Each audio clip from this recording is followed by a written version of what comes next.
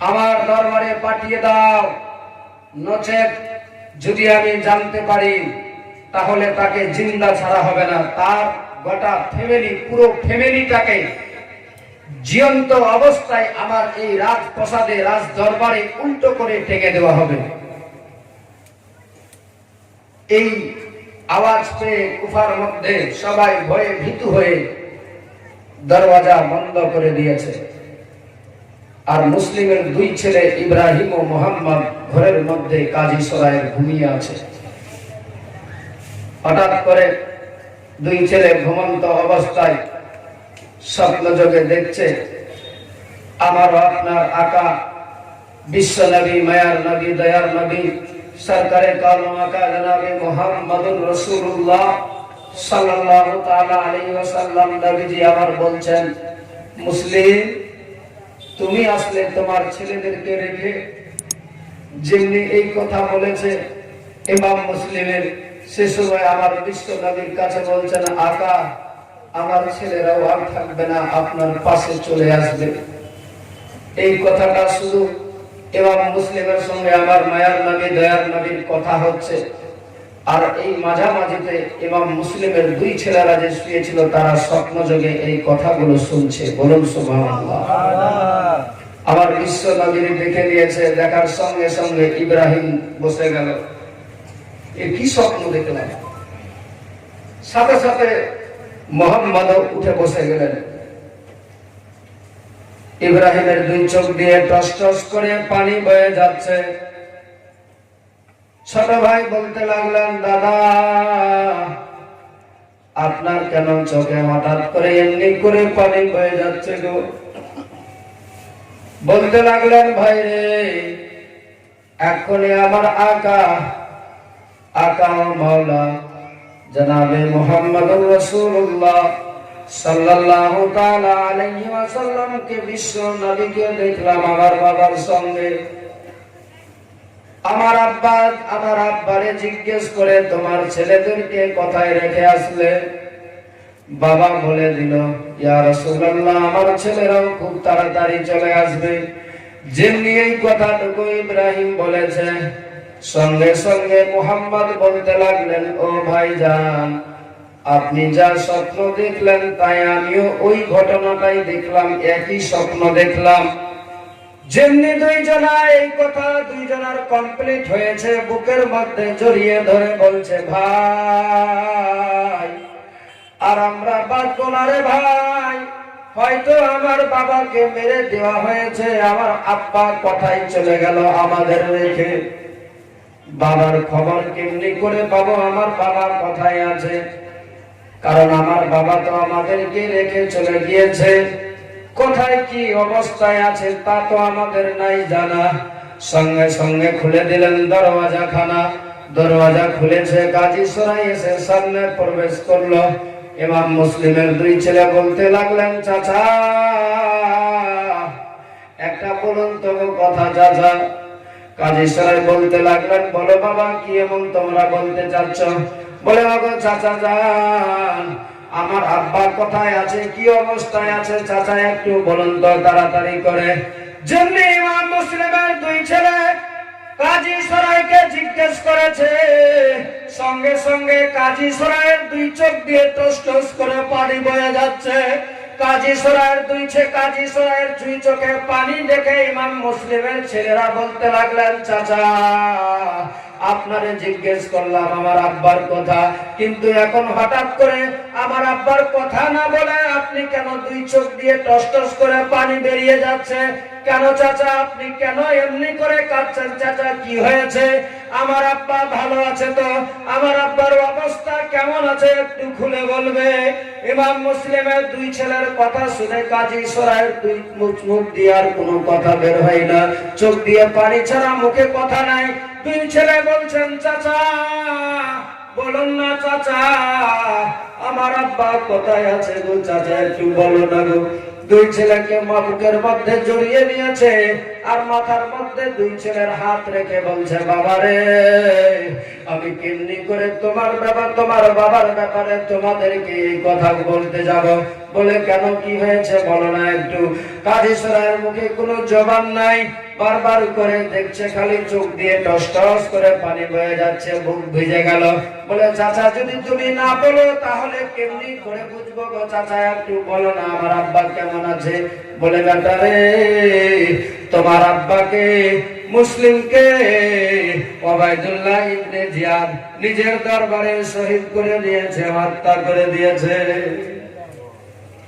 যেমনি এই কথা ইমাম মুসলিমের দুই ছেলে শুনতে পেয়েছে, ওই কাজী সরাই বুকের মধ্যে জড়িয়ে নিয়েছিল, সঙ্গে সঙ্গে দুই ছেলে আব্বা বলে অজ্ঞান হয়ে মাটিতে লুটিয়ে পড়ে গেল। কাজী সরাই দুই ছেলেকে বারবার দুই ছেলের মাথার উপরে হাত বুলাচ্ছে আর বলে বাবা তোমরা এমন করে কেঁদো না, অজ্ঞান হতে গেলে হবে না বাবা, তাড়াতাড়ি করে উঠে যাও বাবা রে।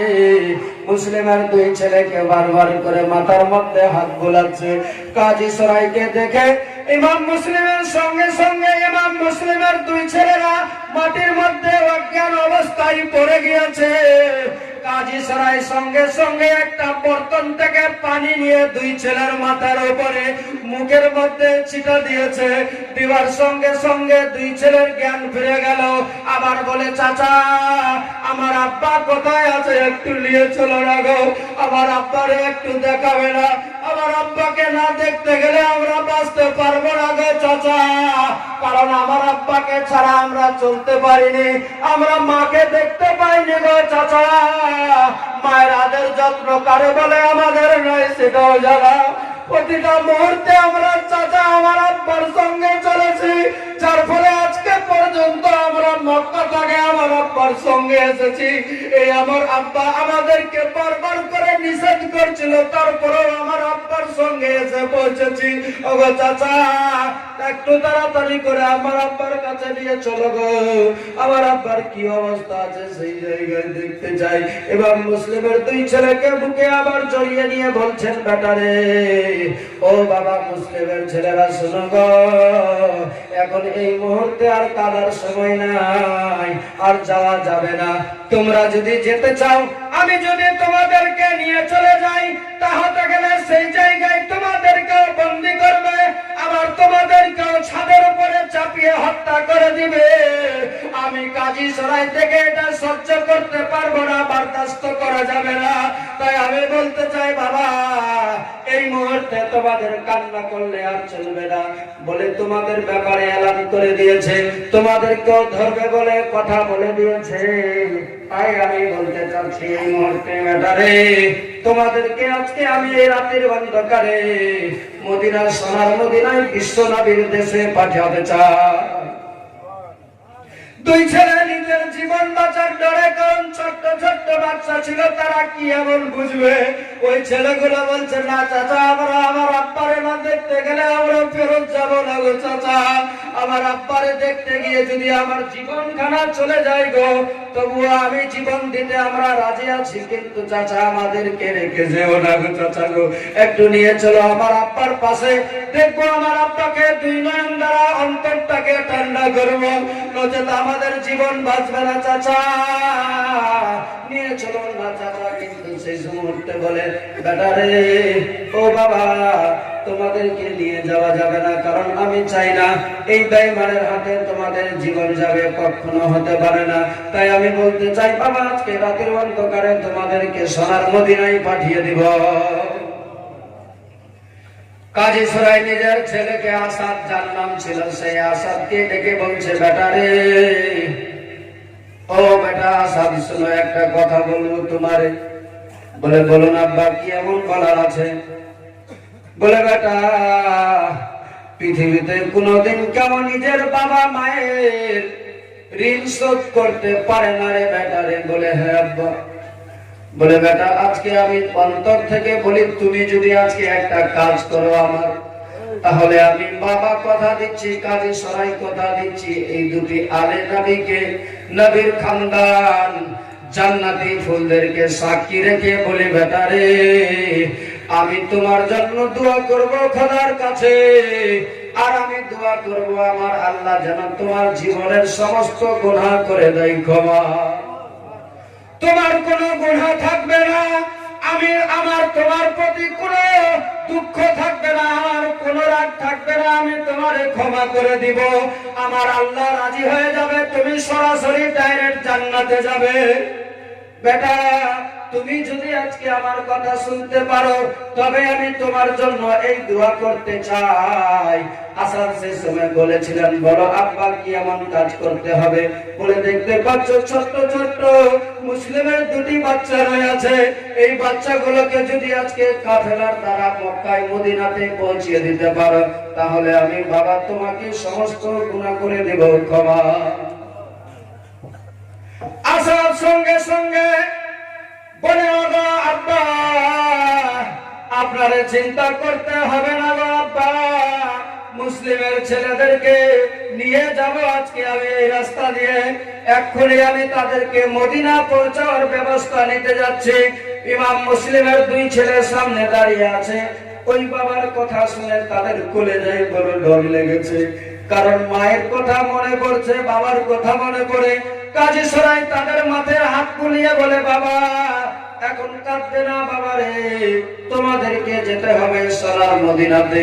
কাজী সরাই সঙ্গে সঙ্গে দুই ছেলের কোমরের মধ্যে কিছু দিনার বেঁধে দিলেন, পয়সা দিয়ে দিলেন। বলে, বাবা রে তোমরা যাবে আজকে এই রাত্রি বেলায় এই জায়গা দিয়ে চলে যাবে, হাঁটতে হাঁটতে, রাস্তায় চলতে চলতে কত হয়তো ক্ষুধা লাগতে পারে।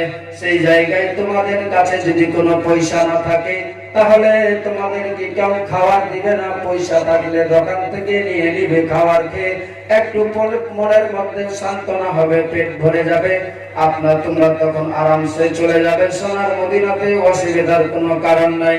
তাই দুই ছেলের কোমরের মধ্যে 5-5 দিরহাম করে দিনার গুলো বেঁধে দিলেন, দুই ছেলেকে বুকে লাগালেন।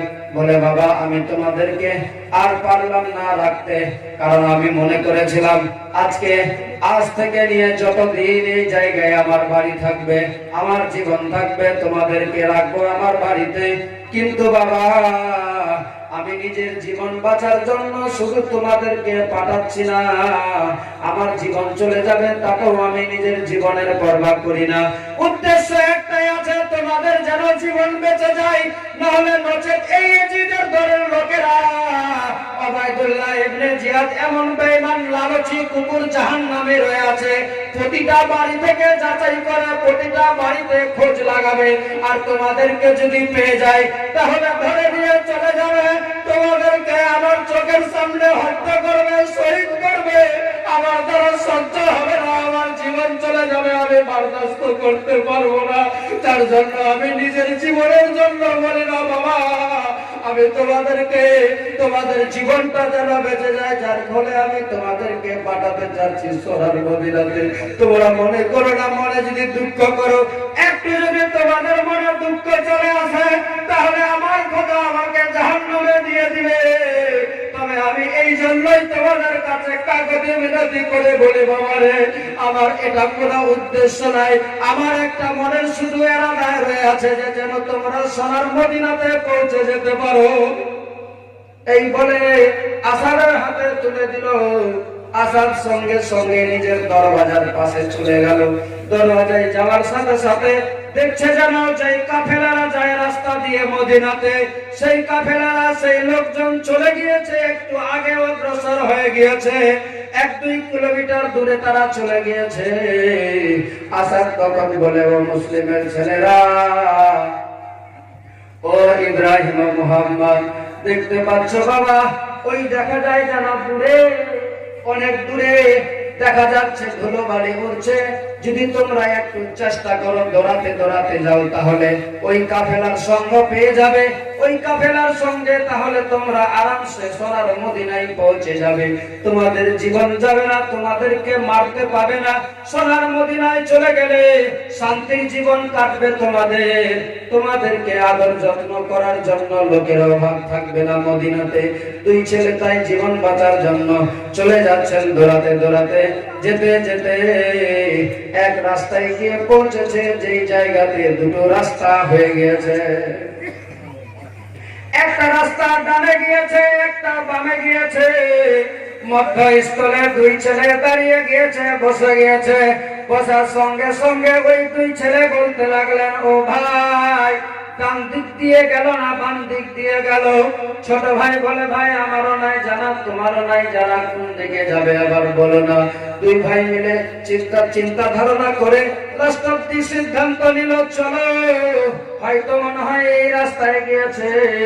বেড়াদার বাবা ভাই সারাটি রাত দৌড়াতে চলে যাচ্ছে। যেতে যেতে যেতে যেতে এক জায়গায় হঠাৎ করে একটা পাথরের মধ্যে লেগে গেল মুসলিমের বড় ছেলেকে। ইব্রাহিমের যেমনি পায়ের মধ্যে পাথর লেগেছে, আঘাত লাগার সঙ্গে সঙ্গে জমিনে লুটিয়ে পড়ে গেল। সঙ্গে সঙ্গে মুহাম্মদ বলে ভাই পড়লে চলবে না এখন, কারণ সময় নাই, চলো ভাই তাড়াতাড়ি করে যেতে হবে, নচেত কাফেলা আমাদের কাছ থেকে দূরে চলে যাবে। এই তাদের টার্গেট ছিল, এটাই শুধু তাদের চিন্তা ধারণা ছিল। কাফেলাকে পেতে গেলে আমরা সোনার মদিনায় আরামসে পৌঁছে যাব, কোনো চিন্তার কারণ নাই। কিন্তু আল্লাহ তাআলা তাদের উদ্দেশ্যে যে লিখে দিন তারা মদিনায় যেতে পারে না, তাদেরকে আবার ফেরত চলে আসতে হবে আবার ওই জায়গাতে। এবার মুসলিমের দুই ছেলেরা সারাটি রাত দৌড়াতে দেখা গেল ফজরের সময় যখন হয়ে গিয়েছে, যে বিল্ডিং দিয়ে গিয়েছিল, যে বড় বড় বিল্ডিং দেখা যাচ্ছিল, ওই জায়গাতে হঠাৎ করে আবার থমকে দাঁড়িয়ে গেল। ইব্রাহিম বলে ভাই ও ভাই মুহাম্মদ আমরা কি করলাম, সারা রাত চলে রে ভাই।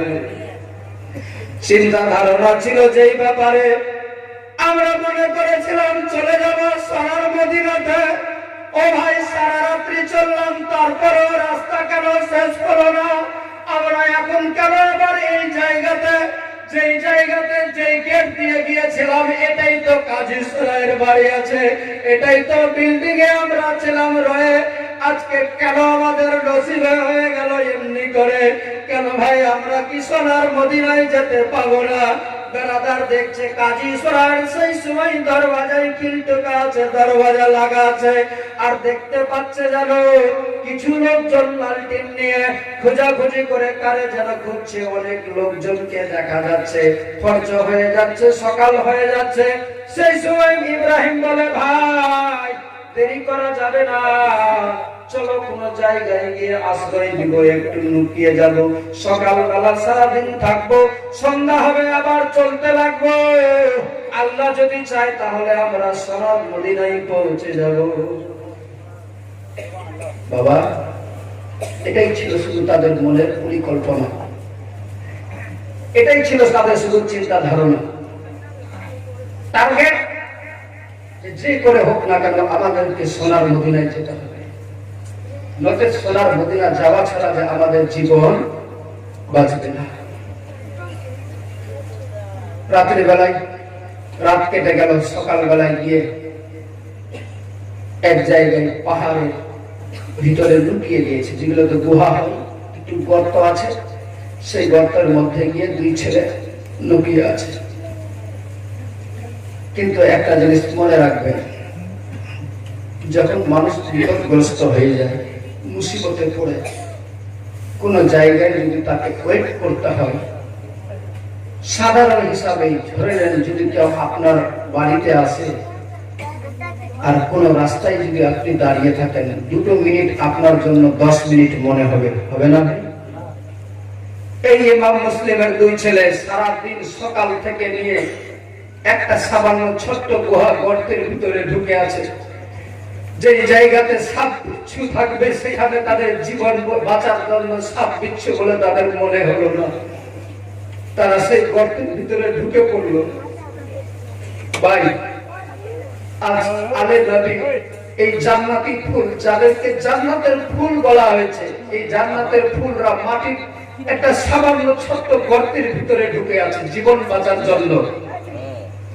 এই জাহান্নামে তাকে ছাড়বে না, যার ফলে গর্তের মধ্যে আছে, দিন গত হয়ে যাচ্ছে। আবার বড় ভাই সময় মাথাটা বের করে দেখছে যে সূর্যটা কত দূরে গিয়েছে, কখন সন্ধ্যা হয় যে আমরা বেরিয়ে যাব। এইভাবে মাথা বের করতে গিয়ে এক জালিম বেঈমান হঠাৎ করে তার নজরে পড়ে গেল। যেমনি দেখতে পেয়েছে ঘোড়ার লাগাম টেনে ধরলো, মনে হচ্ছে কোন ছেলে দেখতে পেলাম, কারণ এমনিতেই তাদেরকে দেখবে না কেন?